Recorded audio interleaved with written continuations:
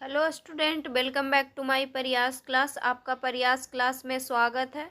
हम लोग पढ़ रहे थे स्टूडेंट बीपीएससी टीआरई 4.0 का प्रैक्टिस सेट, और इसमें जो है हम लोग सब्जेक्ट पढ़ रहे थे, वो सब्जेक्ट पढ़ रहे थे हिस्ट्री। तो जिनका भी अभी हिस्ट्री पीजीटी पेपर 2 का एग्ज़ाम है, उनके लिए जो है ये वीडियो इम्पॉर्टेंट है, तो इस वीडियो को जो है पूरा देखिएगा। और इसमें जो है टोटल 10 सेट दिया हुआ है, जिसमें से जो है हम लोग 3 सेट पढ़ चुके हैं। तो जो भी स्टूडेंट उसको नहीं पढ़े हैं वो पिछले वाले वीडियो में जाके पढ़ सकते हैं। और आज जो है हम लोग पढ़ेंगे स्टूडेंट, वो पढ़ेंगे प्रैक्टिस सेट नंबर 4। तो जो भी स्टूडेंट इस चैनल पे नए हैं, इस चैनल को जो है जरूर सब्सक्राइब कीजिएगा। आज जो है हम लोग पढ़ेंगे स्टूडेंट, वो पढ़ेंगे प्रैक्टिस सेट नंबर 4। तो प्रैक्टिस सेट नंबर 4 में जो है हम लोग क्वेश्चन नंबर 71 से पढ़ेंगे। तो आज का जो है हम लोग का क्वेश्चन है, निम्नलिखित में से कौन सा कथन सही है। तो इसमें जो है कथन दिया हुआ है, और इसमें कौन सा कथन सही है उसको चूज करना है। तो फर्स्ट कथन दिया हुआ है, हड़प्पा सभ्यता के निवासियों का मृतकों के साथ बहुमूल्य वस्तुओं दफनाने में विश्वास नहीं था। तो हड़प्पा सभ्यता के निवासियों का मृतकों के साथ बहुमूल्य वस्तुओं दफनाने में विश्वास नहीं था, तो ये सही है। सेकंड कथन दिया हुआ है, 1980 के दशक के मध्य में हड़प्पा के कब्रिस्तान में हुए उत्खननों में एक पुरुष की खोपड़ी के समीप शंख के 3 छल्लों, जैस्पर के मनके तथा सैकड़ों की संख्या में सूक्ष्म मनकों से बना एक आभूषण मिला था। तो ये भी सही है कि 1980 के दशक के मध्य में हड़प्पा के कब्रिस्तान में हुए उत्खननों में एक पुरुष की खोपड़ी के समीप शंख के 3 छल्ले, जैस्पर के मनके तथा सैकड़ों की संख्या में सूक्ष्म मनकों से बना एक आभूषण मिला था। थर्ड ऑप्शन दिया हुआ है, कहीं कहीं पर मृतकों को तांबे के दर्पणों के साथ दफनाया गया था। तो ये भी सही है कि कहीं कहीं मृतकों को जो है तांबे के दर्पणों के साथ दफनाया गया था। तो इसमें पूछा है कि कौन सा कथन सही है। तो इसमें जो है तीनों कथन सही है, तो इसका आंसर हो जाएगा ऑप्शन नंबर डी, उपयुक्त में से एक से अधिक। नेक्स्ट क्वेश्चन है क्वेश्चन नंबर 72। सबसे आरंभिक धार्मिक ग्रंथ ऋग्वेद में किस एक देवता का उल्लेख मिलता है जो बाद की पौराणिक परंपराओं में भी मिलता है। तो सबसे आरंभिक धार्मिक ग्रंथ ऋग्वेद में कौन देवता का उल्लेख मिलता है जो बाद की पौराणिक परंपराओं में भी मिलता है। तो इसमें जो है रुद्र देवता का उल्लेख मिलता है, तो इसका आंसर हो जाएगा ऑप्शन नंबर ए। Question number 73। 20वीं शताब्दी के आरंभिक दशकों में कौन सा पुरातत्वविदों ने हड़प्पा में मुहरें खोज निकाली थी। तो 20वीं शताब्दी के आरंभिक दशकों में कौन सा पुरातत्वविदों ने जो है हड़प्पा में मुहरें खोज निकाली थी। तो ये जो है कौन निकाले थे, तो ये निकाले थे दयाराम साहनी। तो इसका आंसर हो जाएगा option number b. Question number 74। जब लोग एक ही स्थान पर नियमित रूप से रहते हैं तो भूमि खंड के अनवरत उपयोग तथा पुनः उपयोग से आवासीय मलबों का निर्माण हो जाता है, जिन्हें क्या कहा जाता है। तो जिन्हें जो है क्या कहा जाता है, तो इसको टीला कहा जाता है। Question number 75। किस ईसा पूर्व तक चोलिस्तान जैसे क्षेत्रों में अधिकांश विकसित हड़प्पा स्थलों को त्याग दिया गया था। तो किस ईसा पूर्व तक जो है चोलिस्तान जैसे क्षेत्रों में अधिकांश विकसित हड़प्पा स्थलों को त्याग दिया गया था। तो 1800 ईसा पूर्व तक जो है चोलिस्तान जैसे क्षेत्रों में अधिकांश विकसित हड़प्पा स्थलों को जो है त्याग दिया गया था। तो इसका आंसर हो जाएगा option number b. Question number 76। Allahabad स्तंभ अभिलेख के नाम से प्रसिद्ध प्रयाग परस्ती की रचना किसने की। तो प्रयाग परस्ती की रचना कौन किए थे, तो इसका रचना किए थे Harisen. Question number 77। Bengal Asiatic society का गठन कब हुआ था। तो बंगाल एशियाटिक सोसाइटी का गठन 1784 ईस्वी में हुआ था। और इसका जो है गठन कौन, बंगाल एशियाटिक सोसाइटी का गठन कौन किए थे। तो इसका जो है गठन किए थे विलियम जोन्स। तो विलियम जोन्स ने जो है the Asiatic society of Bengal की स्थापना किए थे। क्वेश्चन नंबर 78, सिकंदर का आक्रमण भारत पर कब हुआ था? तो सिकंदर का आक्रमण भारत पर कब हुआ था? तो इसका आक्रमण हुआ था लगभग 327 से लेकर के 325 ईसा पूर्व में हुआ था। तो इसका आंसर हो जाएगा option number b. Question number 79, जातक कथाएं पहली सहस्त्राब्दी ईस्वी के मध्य किस भाषा में लिखी गई थी? तो ये जो है कौन से भाषा में लिखी गई थी? तो ये जो है पाली भाषा में लिखी गई थी। तो इसका आंसर हो जाएगा ऑप्शन नंबर ए। और जातक कथाओं की संख्या लगभग कितना है? तो जातक कथाओं की संख्या लगभग 549 है। और जातक में जो है बुध की पूर्व जन्म की कहानी वर्णित है। तो जातक कथाओं में जो है किनका कहानी वर्णित है? तो बुध के पूर्व जन्म की कहानी वर्णित है।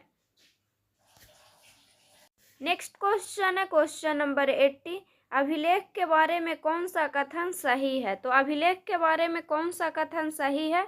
तो फर्स्ट कथन दिया हुआ है, खेती की दैनिक प्रक्रियाएं और रोजमर्रा की जिंदगी के केवल सुख का उल्लेख अभिलेख में मिलता है। तो ये गलत है। खेती की दैनिक प्रक्रियाएं और रोजमर्रा की जिंदगी के सुख दुख का उल्लेख अभिलेखों में जो है नहीं मिलता है। सेकंड ऑप्शन में दिया हुआ है, प्रायः अभिलेख बड़े और विशेष अवसरों का वर्णन नहीं करता था। तो ये भी गलत है। प्रायः अभिलेख जो है बड़े और विशेष अवसरों का वर्णन करता था। नेक्स्ट ऑप्शन है, अभिलेख हमेशा उन्हीं व्यक्तियों का विचार व्यक्त करते हैं जो उन्हें नहीं बनवाते थे। तो ये भी गलत है। अभिलेख जो है हमेशा उन्हीं व्यक्तियों का विचार व्यक्त करते हैं जो उन्हें बनवाते थे। तो इसमें पूछा था कि कौन सा कथन सही है, तो इसमें जो है कोई भी कथन सही नहीं है। तो इसका आंसर हो जाएगा ऑप्शन नंबर ई, उपयुक्त में से कोई नहीं। नेक्स्ट क्वेश्चन है क्वेश्चन नंबर 81, किस क्षेत्रों के यौधेय कबायली गणराज्यों ने भी सिक्के जारी किए थे? तो किस क्षेत्रों के यौधेय कबायली गणराज्यों ने भी सिक्के जारी किए थे? तो ये जो है किया था पंजाब और हरियाणा के क्षेत्रों के। तो इसका आंसर हो जाएगा option number c. Question number 82, परिवार एक बड़े समूह का हिस्सा होते हैं जिन्हें हम क्या कहते थे? तो परिवार जो है एक बड़े समूह का हिस्सा होते हैं जिन्हें हम क्या कहते थे? तो उनको जो है हम लोग संबंधी कहते थे। तो इसका आंसर हो जाएगा option number b. Question number 83, Ibn Battuta के अनुसार डाक प्रणाली इतनी कुशल थी कि जहां सिंध से दिल्ली की यात्रा में 50 दिन लगते थे, वही गुप्तचरों की खबरें सुल्तान तक इस डाक व्यवस्था के माध्यम से मात्र कितने दिनों में पहुंच जाती थी?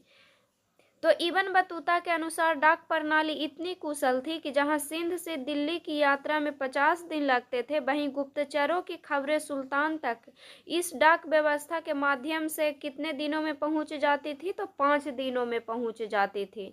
तो 5 दिन जो है ऑप्शन में नहीं दिया हुआ है। तो इसका आंसर हो जाएगा ऑप्शन नंबर ई, उपयुक्त में से कोई नहीं। नेक्स्ट क्वेश्चन है क्वेश्चन नंबर 84, इनमें से किसने 1440 के दशक में दक्षिण भारत की यात्रा की थी? तो किसने जो है 1440 के दशक में दक्षिण भारत की यात्रा की थी? तो 1440 के दशक में जो है दक्षिण भारत की यात्रा किए थे अब्दुल रजाक समरकंदी। तो इसका आंसर हो जाएगा option number c. Question number 85, Europe को भारत के बारे में जानकारी किस धर्म के प्रचारकों, यात्रियों, व्यापारियों और राजनयिकों के विवरण से हुई?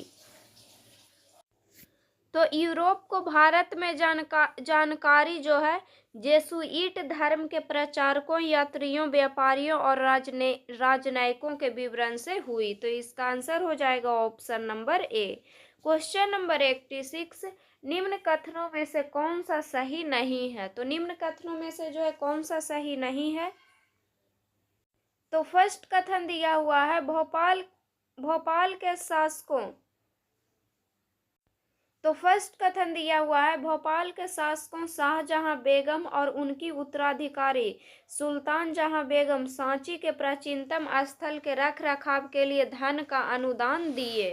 तो भोपाल के शासकों शाहजहां बेगम और उनकी उत्तराधिकारी सुल्तान जहां बेगम सांची के प्राचीन स्थल के रख रखाव के लिए धन का अनुदान दिए। तो ये सही है। सेकंड ऑप्शन में दिया हुआ है जॉन मार्शल ने सांची पर लिखे अपने महत्वपूर्ण ग्रंथों को सुल्तान जहां को समर्पित किए, तो ये भी सही है। थर्ड ऑप्शन में दिया हुआ है बौद्ध धर्म के इस महत्वपूर्ण केंद्र की खोज से आरंभिक बौद्ध धर्म के बारे में हमारी समझ में महत्वपूर्ण बदलाव आए, तो ये भी सही है कि बौद्ध धर्म के इस महत्वपूर्ण केंद्र की खोज से आरंभिक बौद्ध धर्म के बारे में हमारी समझ में महत्वपूर्ण बदलाव आए। और फोर्थ ऑप्शन में दिया हुआ है उपयुक्त में से एक से अधिक, और फिफ्थ ऑप्शन में दिया हुआ है उपयुक्त में से कोई नहीं। तो इसमें पूछा था कि कौन सा कथन जो है इसमें सही नहीं है, तो इसमें जो है सभी कथन सही है, तो इसका आंसर हो जाएगा ऑप्शन नंबर ई, उपयुक्त में से कोई नहीं।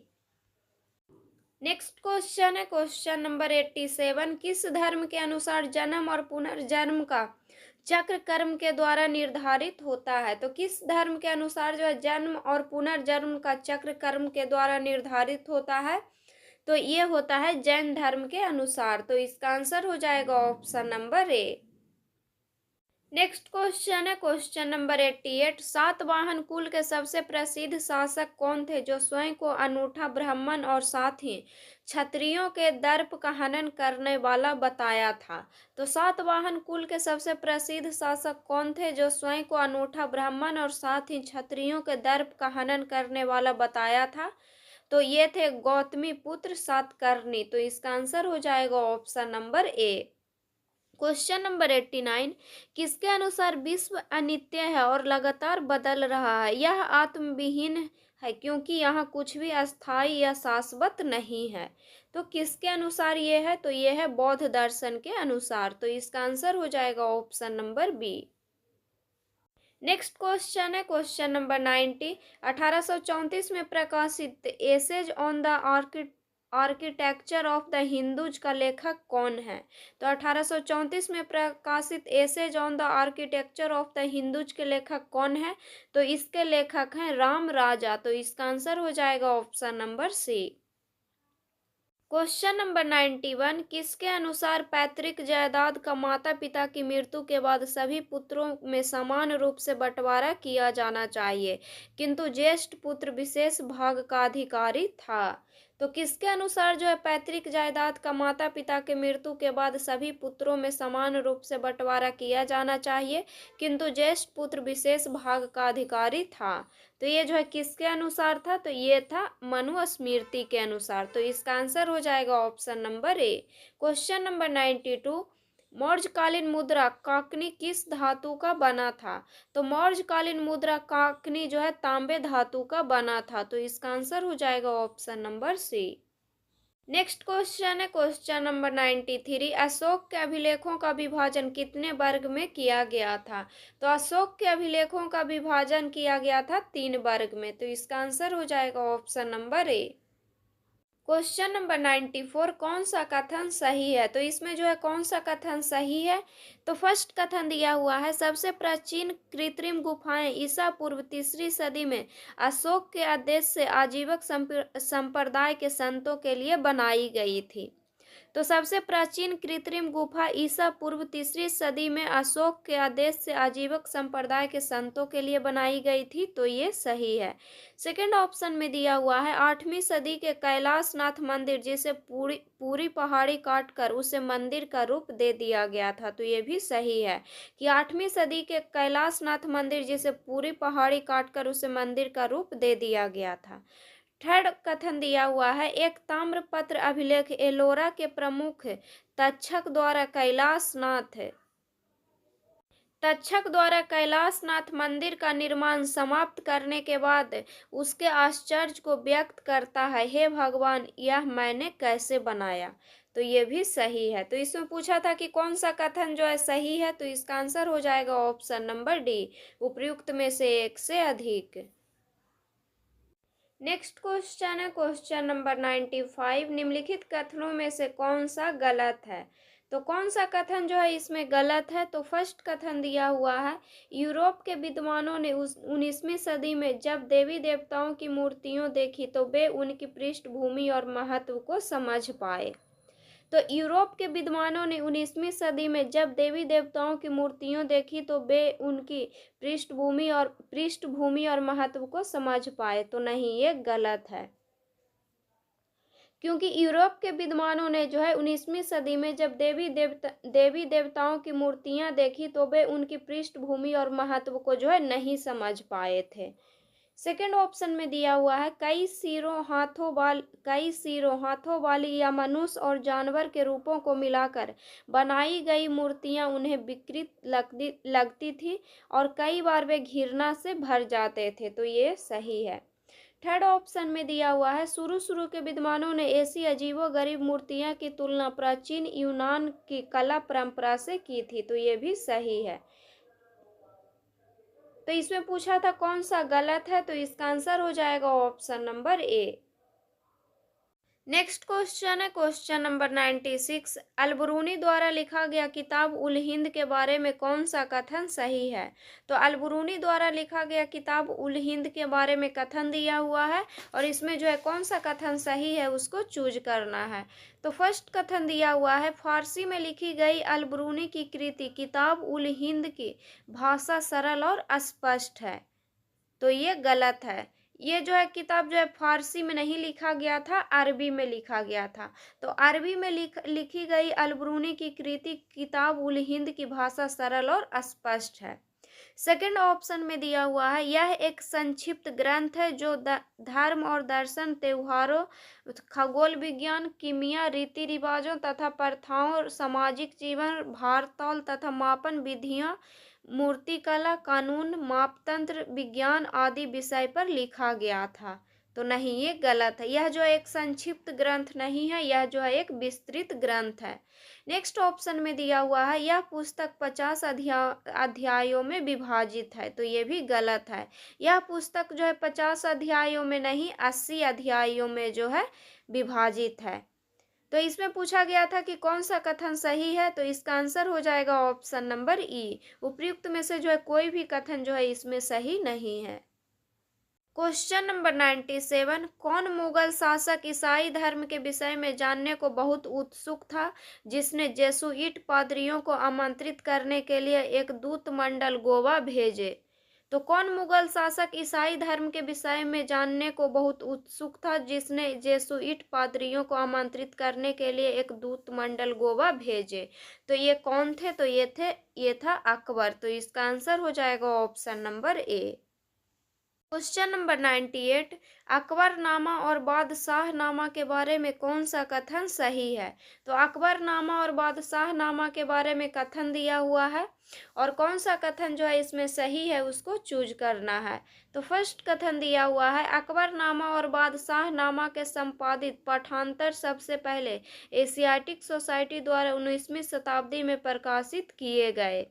तो अकबरनामा और बादशाहनामा के संपादित पाठांतर जो है सबसे पहले एशियाटिक सोसाइटी द्वारा 19वीं शताब्दी में प्रकाशित किए गए। तो ये सही है। सेकंड ऑप्शन में दिया हुआ है बरसों की कड़ी मेहनत के बाद 20वीं शताब्दी के आरंभ में हेनरी बेब्रिज द्वारा अकबरनामा का अंग्रेजी किया गया। तो ये भी सही है। थर्ड ऑप्शन में दिया हुआ है बादशाहनामा के केवल कुछ ही अंशों का अभी तक अंग्रेजी में अनुवाद हुआ है। इसका मूल पाठ अपने संपूर्ण रूप में आज भी अनुवाद किए जाने की प्रतीक्षा में है। तो ये भी सही है कि बादशाहनामा के केवल कुछ ही अंशों का जो है अभी तक अंग्रेजी में अनुवाद हुआ है। इसका मूल पाठ अपने संपूर्ण रूप में आज भी अनुवाद किए जाने की प्रतीक्षा में है। तो इसमें पूछा गया था कि कौन सा कथन सही है, तो इसमें जो है तीनों कथन सही है। तो इसका आंसर हो जाएगा ऑप्शन नंबर डी, उपयुक्त में से एक से अधिक। नेक्स्ट क्वेश्चन है क्वेश्चन नंबर 99। मुगल वंश के किस शासक ने कहे थे कि जंगल एक ऐसा रक्षा कवच था जिसके पीछे परगना के लोग कड़े विद्रोही हो जाते थे और कर अदा करने से मुकर जाते थे। तो मुगल वंश के किस शासक ने यह कहे थे, तो यह कहे थे बाबर। तो इसका आंसर हो जाएगा ऑप्शन नंबर ए। Question number 100। मुगल काल के दौरान कृषि समाज में महिलाएं की स्थिति क्या थी। तो मुगल काल के दौरान कृषि समाज में महिलाएं की स्थिति क्या थी। तो फर्स्ट जो है कथन दिया हुआ है, मुगल काल मर्द खेत जोतते थे वह हल चलाते थे और महिलाएं बुआई निराई और कटाई के साथ साथ पकी हुई फसल का दाना निकालने का काम करती थी। तो ये सही है। सेकंड ऑप्शन में दिया हुआ है, पश्चिमी भारत में राजस्वला महिलाओं को हल या कुम्हार का चाक छूने की इजाजत नहीं थी। तो ये भी सही है। थर्ड ऑप्शन में दिया हुआ है, बंगाल में अपने मासिक धर्म के समय महिलाएं पान के बागान में नहीं प्रवेश कर सकती थी। तो ये भी सही है। तो इसमें पूछा था कि कौन सा कथन सही है, तो इसका आंसर हो जाएगा ऑप्शन नंबर डी। इसमें जो है तीनों सही है। नेक्स्ट क्वेश्चन है क्वेश्चन नंबर 101, कौन सा दरगाह चिश्तियां और मुगल राज के घनिष्ठ संबंधों का प्रतीक था? तो कौन सा दरगाह जो है चिश्तियां और मुगल साम्राज्य के घनिष्ठ संबंधों का प्रतीक था? तो यह था शेख सलीम चिश्ती। तो इसका आंसर हो जाएगा ऑप्शन नंबर ए। क्वेश्चन नंबर 102, शेख मोहिउद्दीन चिश्ती दरगाह पर आने वाला पहला सल्तनत शासक कौन था? तो शेख मोहिउद्दीन चिश्ती दरगाह पर आने वाला पहला सल्तनत शासक कौन था? तो ये था मोहम्मद बिन तुगलक। तो इसका आंसर हो जाएगा ऑप्शन नंबर ए। क्वेश्चन नंबर 103, गुरु नानक अपने विचार पंजाबी भाषा में किस माध्यम से सामने रखे? तो गुरु नानक अपने विचार पंजाबी भाषा में जो है शब्द के माध्यम से सामने रखे थे। तो इसका आंसर हो जाएगा option number c. Next question है क्वेश्चन नंबर 104, शंकराचार्य के दर्शन का आधार वेदांत तथा उपनिषद था, उनका सिद्धांत क्या कहलाया? तो शंकराचार्य के दर्शन का आधार वेदांत तथा उपनिषद था, उनका सिद्धांत क्या कहलाया? तो इनका सिद्धांत जो है अद्वैतवाद कहलाया था। तो इसका आंसर हो जाएगा option number c. Next question है, रामानुजाचार्य के दक्षिण में किस भगवान का अवतार माना जाता था? तो रामानुजाचार्य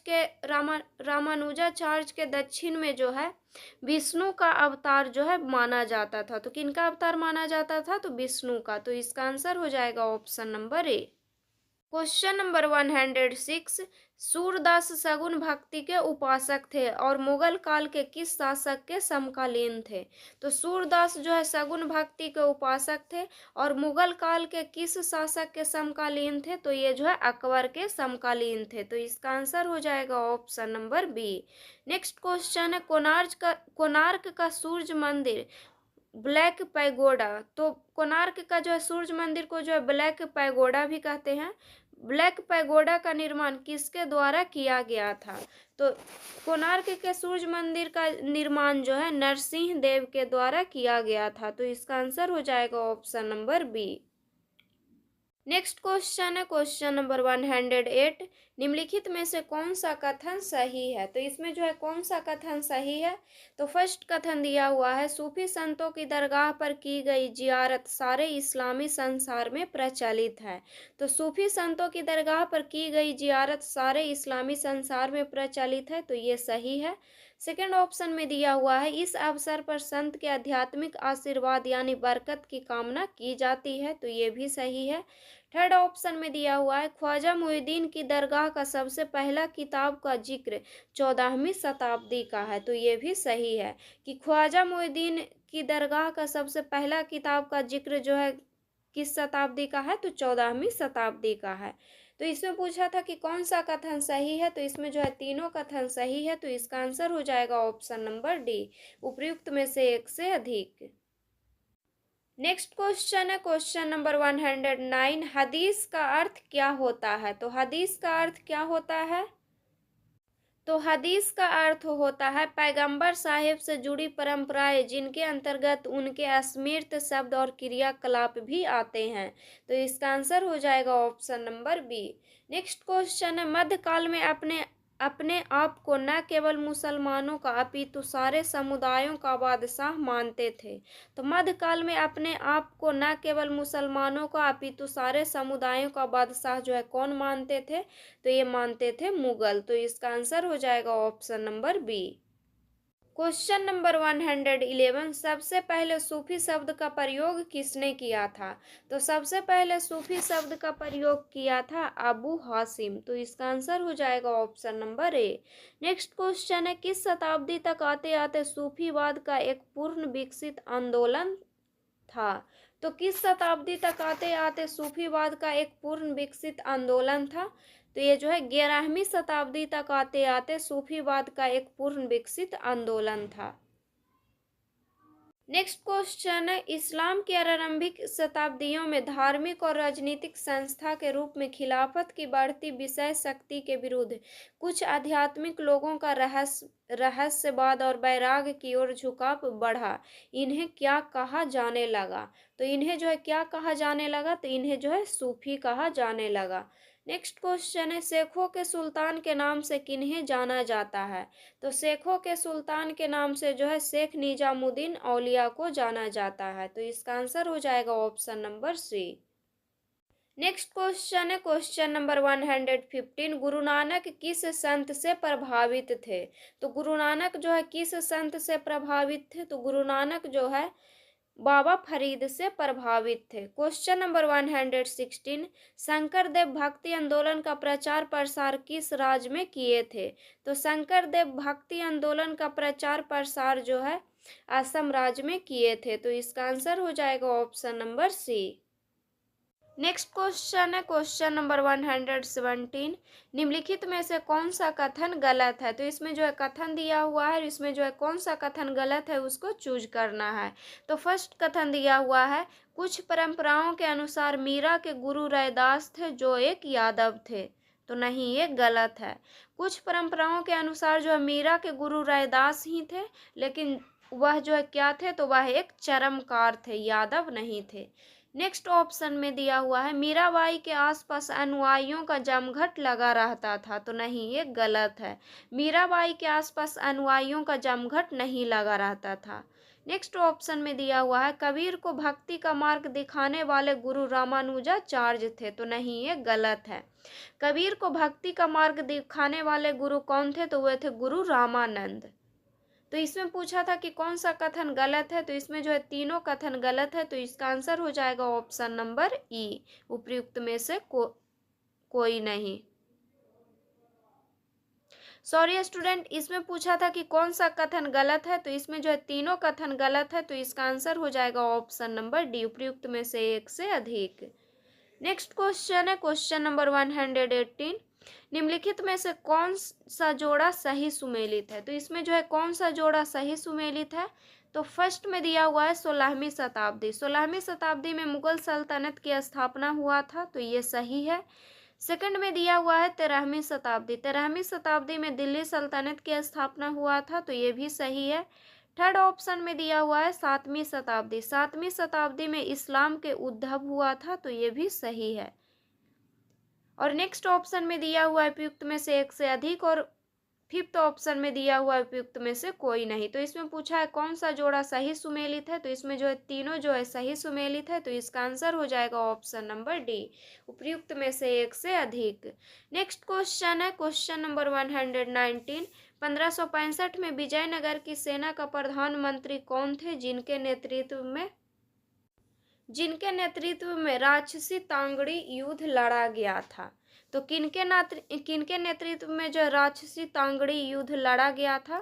तो ये लड़ा गया था राम राय के नेतृत्व में। और तो इसका आंसर हो जाएगा ऑप्शन नंबर बी। और राक्षसी तांगड़ी युद्ध को जो है कौन सा युद्ध कहते हैं? तो राक्षसी तांगड़ी युद्ध को तालीकोटा का युद्ध भी कहते हैं। और तालीकोटा का युद्ध हुआ था 1565 ईस्वी में। और इस युद्ध में जो है बीजापुर, गोलकुंडा, बीदर और अहमदनगर के संयुक्त सेना ने विजयनगर को जो है पराजित किया था। और विजयनगर के उस समय शासक कौन थे? तो विजयनगर के उस समय शासक थे सदाशिव राय। नेक्स्ट क्वेश्चन है क्वेश्चन नंबर 120, निम्नलिखित में से कौन सा कथन गलत है? तो इसमें कथन दिया हुआ है, और इसमें जो है कौन सा कथन गलत है उसको चूज करना है। तो फर्स्ट कथन दिया हुआ है, विजयनगर भी मसालों, वस्त्रों तथा रत्नों के अपने बाजारों के लिए प्रसिद्ध था। तो ये सही है कि विजयनगर जो है मसाला, वस्त्रों तथा रत्नों के लिए अपने बाजारों के लिए प्रसिद्ध था। सेकंड ऑप्शन में दिया हुआ है विजयनगर साम्राज्य में व्यापारियों के स्थानीय समूह जिन्हें कुदिरई, चेट्टी अथवा घोड़ों के व्यापारी कहा जाता था, तो ये भी सही है।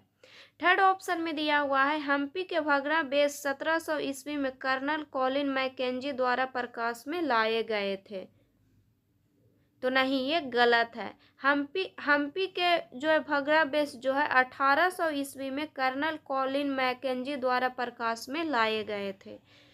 तो इसमें पूछा था कि कौन सा कथन गलत है, तो इसका आंसर हो जाएगा option number c. Next question है क्वेश्चन नंबर 121। विजयनगर साम्राज्य की एक प्रमुख राजनीतिक खोज क्या थी? तो विजयनगर साम्राज्य की एक प्रमुख राजनीतिक खोज क्या थी? तो इसका जो है प्रमुख राजनीतिक खोज था अमरनायक प्रणाली, तो इसका आंसर हो जाएगा ऑप्शन नंबर ए। Question number 122। विजयनगर के कमलपुरम जलाशय का निर्माण किस शताब्दी में की गई थी? तो विजयनगर के कमलपुरम जलाशय का निर्माण जो है 15वीं शताब्दी में की गई थी, तो इसका आंसर हो जाएगा ऑप्शन नंबर ए। Question number 123। विजयनगर में सभा मंडप तथा महानवमी डिब्बा जिसे डोमिंग पायस ने संयुक्त रूप में क्या कहे हैं? तो विजयनगर में सभा मंडप तथा महानवमी डिब्बा जिसे डोमिंग पायस ने संयुक्त रूप से जो है विजय का भवन कहे हैं, तो इसका आंसर हो जाएगा option number b. Question number 124। Maurya साम्राज्य की सप्तांग व्यवस्था का पालन किसके द्वारा किया गया था? तो मौर्य साम्राज्य की सप्तांग व्यवस्था का पालन जो है विजयनगर साम्राज्य के द्वारा किया गया था, तो इसका आंसर हो जाएगा option number b. Next question है क्वेश्चन नंबर 125। किसके द्वारा शुरू की गई झरोखा दर्शन की प्रथा का उद्देश्य जन विश्वास के रूप में शाही सत्ता की स्वीकृति की ओर विस्तार देना था? तो किसके द्वारा शुरू की गई झरोखा दर्शन की प्रथा का उद्देश्य जन विश्वास के रूप में शाही सत्ता की स्वीकृति की ओर विस्तार देना था? तो ये जो है शुरू किया था अकबर द्वारा, तो इसका आंसर हो जाएगा option number b. Question number 126। Akbar के वित्त मंत्री कौन था जो खन्नी जाति से संबंध रखता था?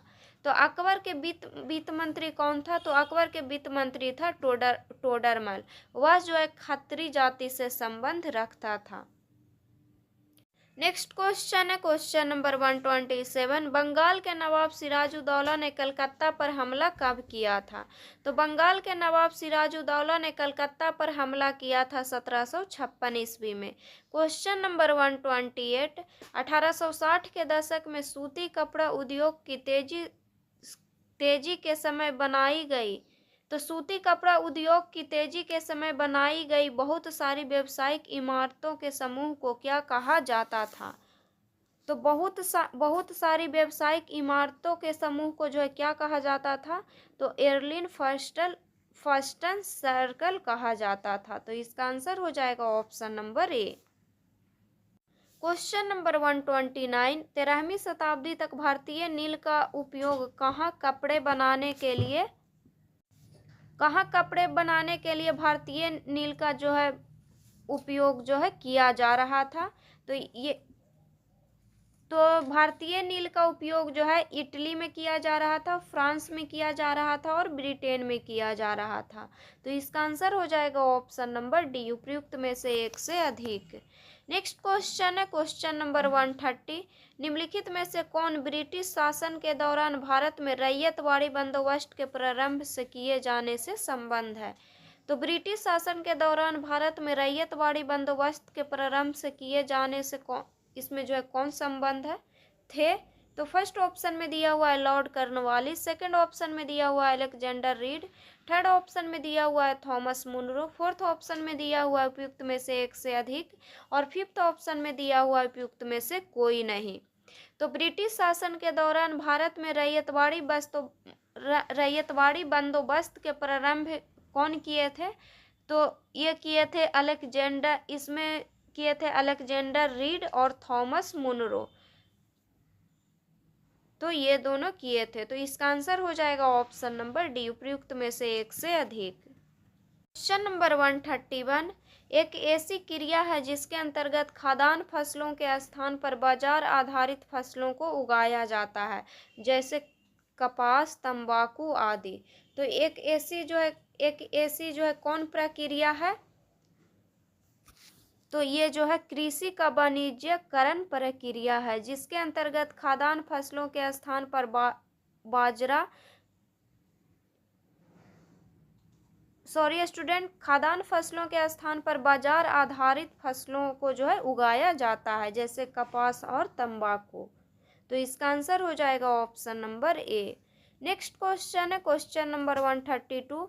समाजवादी कार्यकर्ता कौन थे जिन्होंने गांधी जी को समझाए कि वे अपने नमक आंदोलनों को पुरुषों तक ही सीमित न रखें? तो समाजवादी कार्यकर्ता जो है वे कौन थे? तो वे थे कमला देवी चट्टोपाध्याय। तो इसका आंसर हो जाएगा ऑप्शन नंबर ए। नेक्स्ट क्वेश्चन है क्वेश्चन नंबर 133। दूसरा गोलमेज सम्मेलन कब हुआ? तो दूसरा गोलमेज सम्मेलन हुआ था 1931 ईस्वी में। और पहला गोलमेज सम्मेलन कब हुआ? तो पहला गोलमेज सम्मेलन हुआ था 1930 ईस्वी में। दूसरा गोलमेज सम्मेलन हुआ था 1931 ईस्वी में। और तीसरा गोलमेज सम्मेलन हुआ था 1932 ईस्वी में। और दूसरा गोलमेज सम्मेलन जो है कहाँ आयोजित हुआ था? तो ये हुआ था लंदन में। Question number 134। 1857 के विद्रोह के समय लखनऊ से कौन नेतृत्व कर रहे थे? तो 1857 के विद्रोह के समय लखनऊ से नेतृत्व कौन कर रहे थे? तो ये कर रही थी बेगम हजरत महल। तो इसका आंसर हो जाएगा ऑप्शन नंबर बी। और बेगम हजरत महल को जो है महक परी के नाम से भी जाना जाता है। तो महक परी के नाम से जो है कौन जानी जाती थी? तो Begum Hazrat Mahal. Question number 135। Cripps mission की विफलता के बाद महात्मा गांधी ने ब्रिटिश शासन के खिलाफ अपना तीसरा बड़ा आंदोलन छेड़ने का फैसला किया, जिसका नाम क्या रखा गया था? तो जिसका नाम रखा गया था अंग्रेजी भारत छोड़ो आंदोलन। अंग्रेजी भारत छोड़ो आंदोलन जो है कब शुरू हुआ था? तो ये शुरू हुआ था 1942 ईस्वी में। और 1942 में शुरू हुए इस आंदोलन को अंग्रेजों भारत छोड़ो का नाम जो है यूसुफ मेहर अली ने दिया था।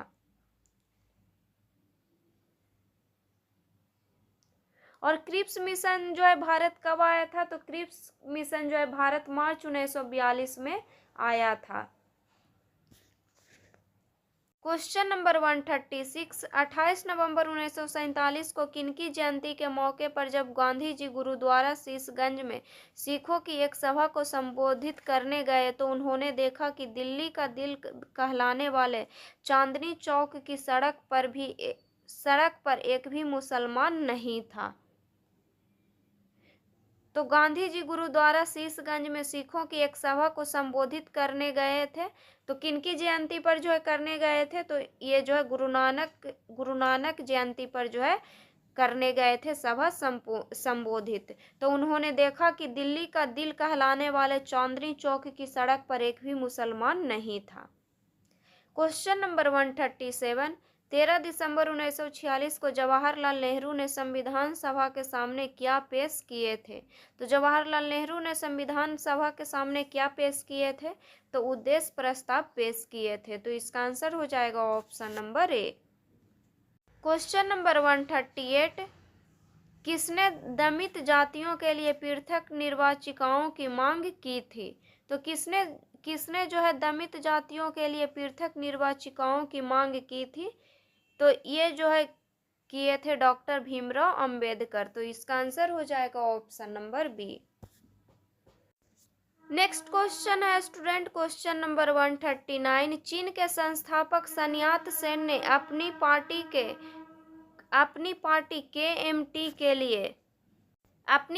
KMT के लिए कौन सा उद्देश्य निर्धारित नहीं किया था? तो अपनी पार्टी KMT के लिए जो है कौन सा उद्देश्य जो है निर्धारित नहीं किया था?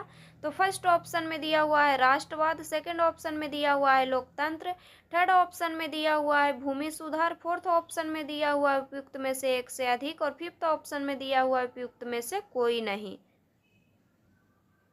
तो sun yat-sen ने अपनी पार्टी KMT के लिए 3 प्रमुख उद्देश्य जो है निर्धारित किए थे, राष्ट्रवाद, लोकतंत्र और भूमि सुधार। तो इसमें पूछा था कि कौन सा उद्देश्य निर्धारित नहीं किए थे, तो इसका आंसर हो जाएगा ऑप्शन नंबर ई, उपयुक्त में से कोई नहीं। क्वेश्चन नंबर 140, मेसोपोटामिया की प्रथम ज्ञात भाषा कौन थी? तो मेसोपोटामिया की प्रथम ज्ञात भाषा सुमेरियन यानी सुमेरी थी। तो इसका आंसर हो जाएगा ऑप्शन नंबर ए। क्वेश्चन नंबर 141, मेसोपोटामिया के समाज में कैसा परिवार को ही आदर्श माना जाता था? तो मेसोपोटामिया के समाज में एकल परिवार को आदर्श माना जाता था। तो इसका आंसर हो जाएगा ऑप्शन नंबर ए। नेक्स्ट क्वेश्चन है क्वेश्चन नंबर 142, मेसोपोटामिया का एक ऐसा नगर था जिसके साधारण घरों की खुदाई 1930 के दशक में सुव्यवस्थित ढंग से की गई। तो मेसोपोटामिया एक ऐसा नगर था जिसके साधारण घरों की खुदाई 1930 के दशक में सुव्यवस्थित ढंग से की गई। तो ऊर ऊर जो है मेसोपोटामिया का एक ऐसा नगर था जिसके साधारण घरों की खुदाई 1930 के दशक में सुव्यवस्थित ढंग से की गई। नेक्स्ट क्वेश्चन है क्वेश्चन नंबर 143, फ्रैंकिनसेंस एक यूरोपीय नाम है जिसका मतलब क्या है? तो इसका मतलब है सुगंधित राल। तो इसका आंसर हो जाएगा ऑप्शन नंबर ए। नेक्स्ट क्वेश्चन है क्वेश्चन नंबर 144, किसने अपनी पुस्तक द ऑर्गेनाइजेशन ऑफ लेबर में आर्थिक क्षेत्र में व्यक्तिगत स्वतंत्रता का विरोध किया और मजदूरों के काम के अधिकार और उसकी प्राप्ति के लिए राष्ट्रीय कारखानों की स्थापना का सुझाव दिए? तो किसने अपनी पुस्तक में दिए? तो ये दिए थे लुई जियो जोसेफ बला। तो लुई जियो जोसेफ बला ने जो है अपनी पुस्तक द ऑर्गेनाइजेशन ऑफ लेबर में आर्थिक क्षेत्र में व्यक्तिगत स्वतंत्रता का विरोध किया और मजदूरों के काम के अधिकार और उसकी प्राप्ति के लिए राष्ट्रीय कारखानों की स्थापना का सुझाव दिए। नेक्स्ट क्वेश्चन है क्वेश्चन नंबर 145, 14वीं शताब्दी के बाद नए युग का जन्म कहाँ हुआ था? तो 14वीं शताब्दी के बाद नए युग का जन्म हुआ था यूरोप में। क्वेश्चन नंबर 146, टॉलमी के द्वारा कौन सा पुस्तक मुद्रित हुई? तो टॉलमी के द्वारा जो है ज्योग्राफी पुस्तक मुद्रित हुई। तो इसका आंसर हो जाएगा ऑप्शन नंबर ए। नेक्स्ट क्वेश्चन है 1775 से 1783 ईस्वी में कितने उत्तरी अमेरिका उपनिवेशों ने ब्रिटेन के विरुद्ध विरोध करके संयुक्त राज्य अमेरिका का निर्माण कर लिया था? तो 1785 से 83 ईस्वी में जो है तेरह जो है उत्तरी अमेरिका उपनिवेशों ने ब्रिटेन के विरुद्ध विद्रोह करके संयुक्त राज्य अमेरिका का निर्माण कर लिया था। तो इसका आंसर हो जाएगा option number c. Question number 148, Britain में औद्योगिकरण के पहले चरण में किसका विकास हुआ था? तो ब्रिटेन में औद्योगिकरण के पहले चरण में किसका विकास हुआ था? तो फर्स्ट ऑप्शन में दिया हुआ है कोयला, सेकंड ऑप्शन में दिया हुआ है सूती कपड़ा, थर्ड ऑप्शन में दिया हुआ है रेलवे, फोर्थ ऑप्शन में दिया हुआ है उपयुक्त में से एक से अधिक और फिफ्थ ऑप्शन में दिया हुआ है उपयुक्त में से कोई नहीं। तो ब्रिटेन में औद्योगिकरण के पहले चरण में विकास हुआ था कोयला और सूती कपड़े का। तो इसका आंसर हो जाएगा ऑप्शन नंबर डी, उपयुक्त में से एक से अधिक। नेक्स्ट क्वेश्चन है क्वेश्चन नंबर 149, इंग्लैंड के सामंतों ने राजा जॉन को सन 1215 ईस्वी में एक अधिकार पत्र पर हस्ताक्षर करने को मजबूर किया। इस अधिकार पत्र को क्या कहा जाता था? तो इस अधिकार पत्र को जो है मैग्ना कार्टा कहा जाता था। तो इसका आंसर हो जाएगा ऑप्शन नंबर ए। नेक्स्ट क्वेश्चन है क्वेश्चन नंबर 150, प्रथम विश्व युद्ध के दौरान होने वाली कौन सी संधि में द्वितीय विश्व युद्ध का बीजारोपण हुआ था? तो प्रथम विश्व युद्ध के दौरान होने वाली कौन सी संधि में द्वितीय विश्व युद्ध का बीजारोपण हुआ था? तो वर्साई की संधि में।